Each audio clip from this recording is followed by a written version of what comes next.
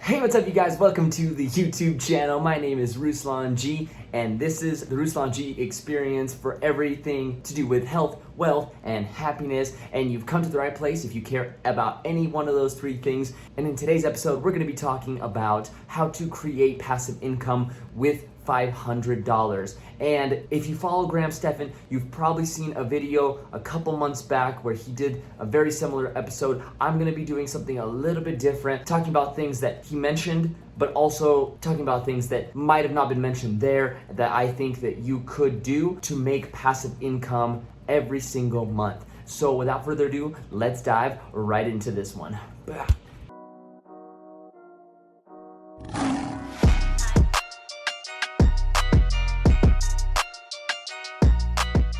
So the things mentioned in this episode, they're gonna go from things that have the least amount of risk to the highest amount of risk. So potentially with the very first things, it's gonna be very hard for you to lose that money that you first put in, which is the $500 that we're gonna be talking about, and going to the ones with the most amount of risk, but also ones that might have the highest return as well. So hopefully that helps as far as documenting the order of the content that I'm gonna be putting this in and help you dissect it once this whole video is over. Feel free to get it out notepad at this time, and while you're doing that, if you haven't hit the like button yet, go ahead and hit that like button down below. It really helps out the channel, especially because we are not as big as Graham Stephan, and hopefully one day we will be. So without further ado, let's dive into the first one, which is going to be signing up for investment platforms. Now, Graham Stephan talks about certain ones like WeBull and Robinhood, which you can do. I have links down in the comment section below as well. But the ones I'm gonna mention also are gonna be CoinBase, which is one of the platforms where you can invest into crypto and blockchain currency. No, this is not a scam.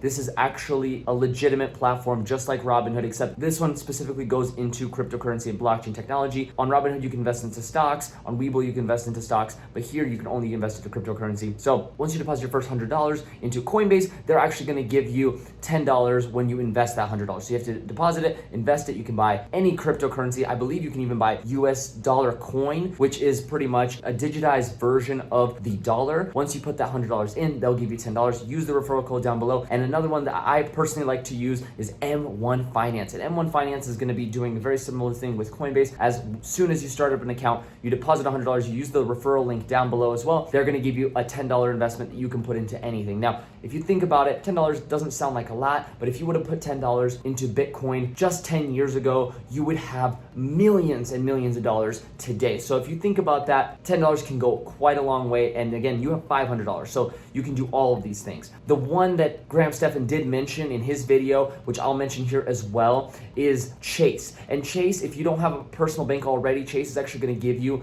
$100 just for starting up an account with Chase, if it's a credit card or if it's a banking account. Either way, they're gonna give you $100, and then once you spend your first $300 with a credit card, they're actually gonna give you another $100. Or if you do the bank option, they're actually gonna give you that second $100 as soon as you make a direct deposit. So pretty easy to do, a great platform if you don't have a bank institution, or if you use someone, which I'm not gonna name, let's just say their initials start with W and F. Okay, so let's get into the second thing that you can invest into. The second thing that you can invest your money into is investing that $500 into a side project or hobby. It can be as silly as pogo sticking, right? And you can record it, put it on YouTube, monetize it that way. It could be professional paintballing, it could be whatever it is. It could even be starting an online store like a Shopify store, which leads us into the third way to monetize, and that is to set up a product or service such as the Epic Freedom Journal that I have back here, which I'll link down in the comment section below, and the Motivational Journal, or really you could even just make a book about your life, or a quotes book, or a compilation of books you've read and put them together into your own book. So there's a lot of different products and services. You could be making t-shirts, you could be making staplers, you could be making light posts that are really cool, you could even be making paintings, you could be making any type of product service. As long as there's a need and there's already a community based around it, you can make your own community based around it, and again, you can monetize that way. And that leads us into the fourth point, and the fourth way you can invest that money is starting your own YouTube channel. So it actually really helps if you're already starting out with a product or service that you have in mind.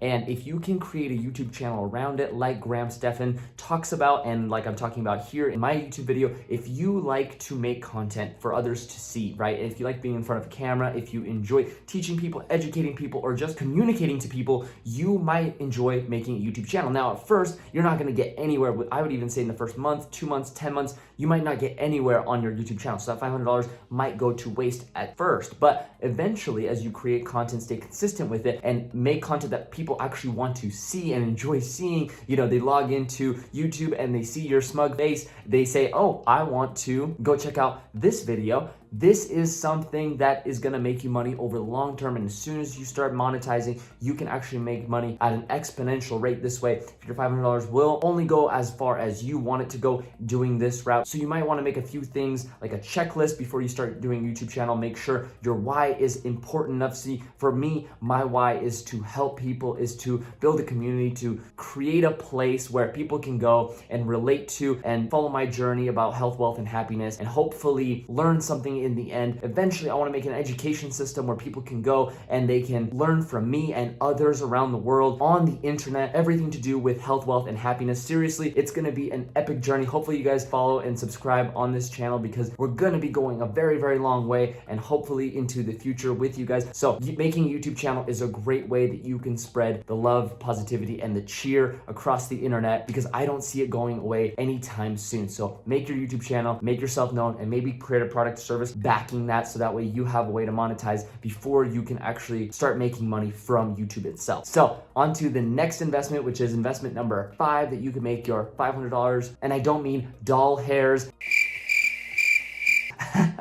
No, but seriously, the 5th thing that you can do is investing in index funds. So an index fund, what is an index fund? If you haven't heard of it, it's similar to a mutual fund, an ETF. If you've heard of any of those things, you probably already know what I'm talking about. If not, let me explain it to you. So an index fund is a combination of stocks, bonds, all wrapped into one. The idea with this is when you put your $500 in there, what you are hoping that it does is it goes up in value, and some of these also pay a dividend. So a couple of my favorite examples, and I'm gonna put them here, is SPHD, ticker symbol SPHD, which pays about a 5.3% dividend, which is on every $100 that you invested, they pay $5 per year, $5.30 to be exact per year, just for holding onto your money. So if you think about that, that's about $25, $26 per year that they're gonna pay you on that $500. And again, this will only work if you consistently put that money back into the pot and keep adding money into those investments as well. So the second one that I like is DHS, which is right here, ticker symbol DHS. That is an index fund that pays 4.3% per year, a little bit less than SPHD,